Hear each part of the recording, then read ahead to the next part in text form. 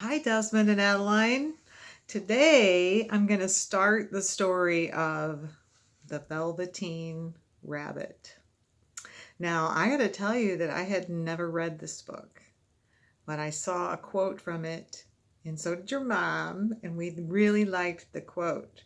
So I ordered the book, and it's a long book, but it's really worth it. So I'm going to start it today, and we'll see how far we can get. Okay? So here we go. The story of the Velveteen Rabbit. This is a really, really old story. It was written in 1922. That's a long time ago. So, the Velveteen Rabbit, or How Toys Become Real. There once was a Velveteen Rabbit, and in the beginning he was really splendid. He was fat and bunchy as a rabbit should be. His coat was spotted brown and white, and he had real thread whiskers, and his ears were lined with pink satin. On Christmas morning, when he sat wedged in the top of the boy's stocking with a sprig of holly between his paws, the effect was charming. There were other things in the stocking: nuts and oranges, and a toy engine, and chocolate almonds, and a clockwork mouse, but the rabbit was quite the best of all. For at least 2 hours the boy loved him, and then aunts and cousins and uncles came to dinner, and there was a great rustling of tissue paper and unwrapping of parcels, and in the excitement of looking at all the new presents, the Velveteen Rabbit was forgotten. For a long time he lived in the toy cupboard or on the nursery floor, and no one thought very much about him. He was naturally shy, and being only made of velveteen, some of the more expensive toys quite snubbed him. The mechanical toys were very superior and looked down upon everyone else. They were full of modern ideas and pretended they were real. The model boat, who had lived through 2 seasons and lost most of its paint, caught the tone from them and never missed an opportunity of referring to his rigging in technical terms. The rabbit could not claim to be a model of anything, for he didn't know that real rabbits existed. He thought they were all stuffed with sawdust like himself, and he understood that sawdust was quite out of date and should never be mentioned in modern circles. Even Timothy, the jointed wooden lion, who was made by the disabled soldiers and should have had broader views, put on airs and pretended he was connected with the government. Between them all, the poor little rabbit was made to feel himself very insignificant and commonplace. And the only person who was kind to him at all was the Skin Horse. The Skin Horse had lived longer in the nursery than any of the others. He was so old that his brown coat was bald in patches and showed the seams underneath, and most of the hairs in his tail had been pulled out to string bead necklaces.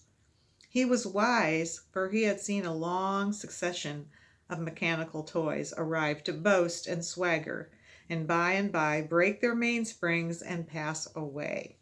And he knew that they were only toys and would never turn into anything else. There's a picture. I don't know if you can tell. That's the horse. There's a doll. And there's the Velveteen Rabbit sitting on the stack of books.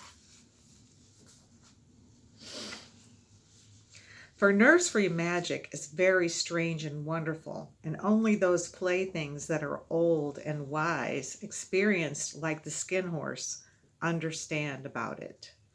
"What is real?" asked the rabbit one day when they were lying side by side near the nursery fender before Nana came to tidy the room. "Does it mean having things that buzz inside you, or a stick-out handle?" "Real isn't how you're made," said the Skin Horse. "It's a thing that happens to you. When a child loves you for a long, long time, not just to play with, but really loves you, then you become real. Does it hurt? Asked the rabbit.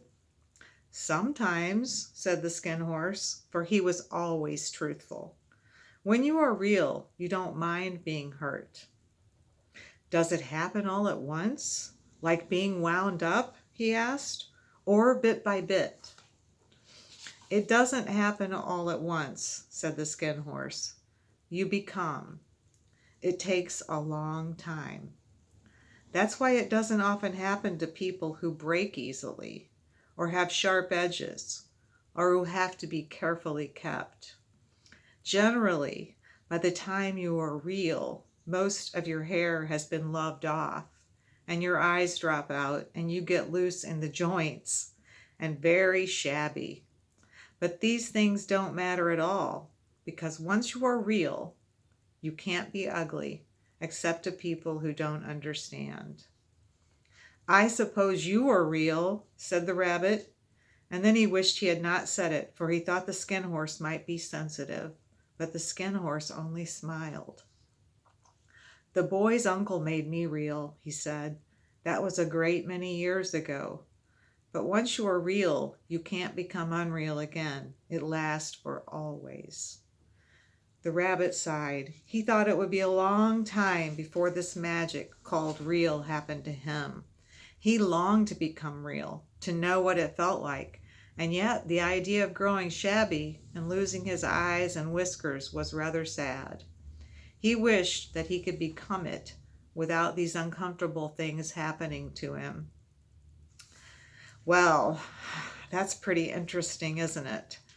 So I'm going to end it there, and you're going to have to tune in next time for the next part of the story.